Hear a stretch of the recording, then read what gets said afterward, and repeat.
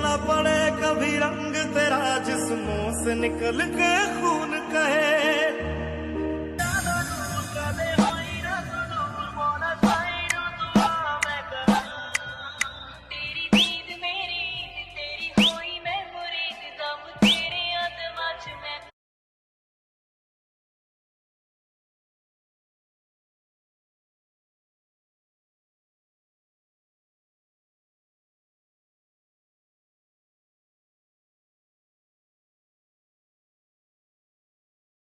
अरे दूध का जूठा पानी पी रहा है, इसको कोरोना वायरस है।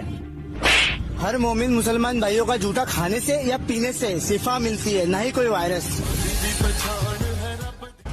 सलाम वालेकुम फानू भाई। वालेकुम अस्सलाम भाई। अरे फानू भाई हाथ मत मिलाओ। क्यों भाई? आपको नहीं पता क्या डॉक्टर बोल रहा है हाथ मिलाने तो कोरोना हो रहा है। अच्छा भाई। हाँ भाई। लेकिन हमारा इस्लाम तो सिखाता है कि हाथ मिलाने से मोहब्बत बढ़ती है, ना कि कोरोना।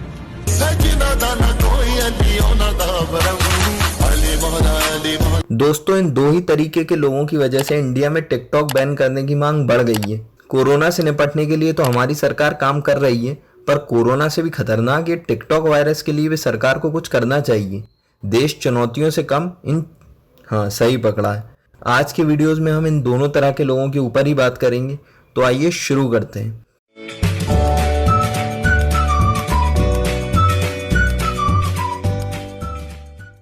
इस कैटेगरी में जो पहले लोग हैं उनका जन्म मुझे लगता है टिकटॉक पर मुजरा करने के लिए ही हुआ है। और जैसे आम इंसान की लाइफ के गोल्स की एक क्रोनोलॉजी होती है, जैसे जन्म लेना, बड़ा होना, स्कूल जाना, कॉलेज जाना, शादी करना, वैसे इन टिकटॉकर्स की पैदा होने के साथ एक अलग क्रोनोलॉजी होती है जो भगवान की नेचुरल साइकिल के अगेंस्ट चलती है। इसमें जो थोड़े बहुत लड़के होकर पैदा हुए होते हैं उनका एक ही गोल है, लड़की बनना, या कहीं कहीं ये बीच में भी रह जाते हैं। अब इसमें ये जोकर को ही देख लो।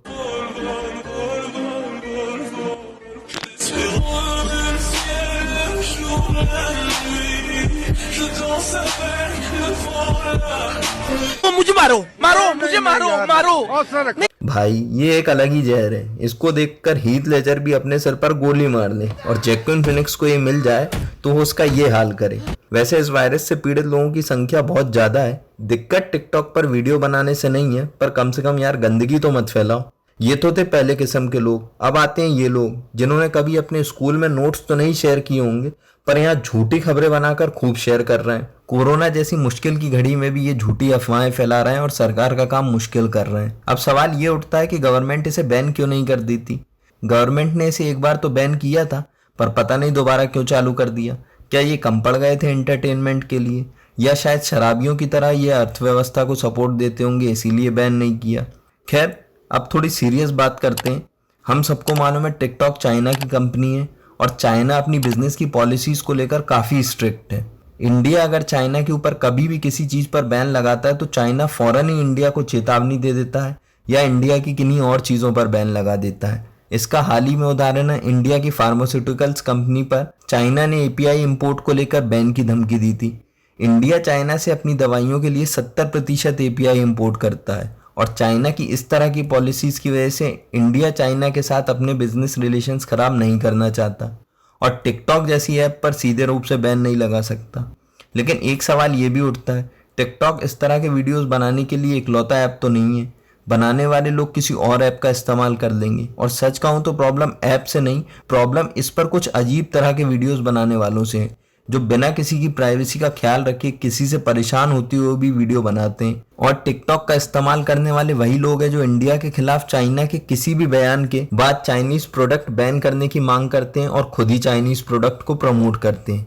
इस मामले में चाइना की पॉलिसी और वहां के लोगों का उनकी गवर्नमेंट को बहुत सपोर्ट है। चाइना में फेसबुक, गूगल, यूट्यूब, इंस्टाग्राम जैसी 56 इंटरनेशनल वेबसाइट्स ब्लॉक हैं। लेकिन चाइना ने इसी तरह के सोशल मीडिया प्लेटफॉर्म्स खुद डेवलप किए हुए हैं और वो किसी और पर डिपेंड नहीं है। इंडिया को इस मामले में खुद को डेवलप करना चाहिए और साथ ही इंडिया के लोगों को भी समझना पड़ेगा उन्हें ऐसे चाइनीज प्लेटफॉर्म्स की जगह इंडियन मेड एंटरटेनमेंट प्लेटफॉर्म्स को यूज करना चाहिए।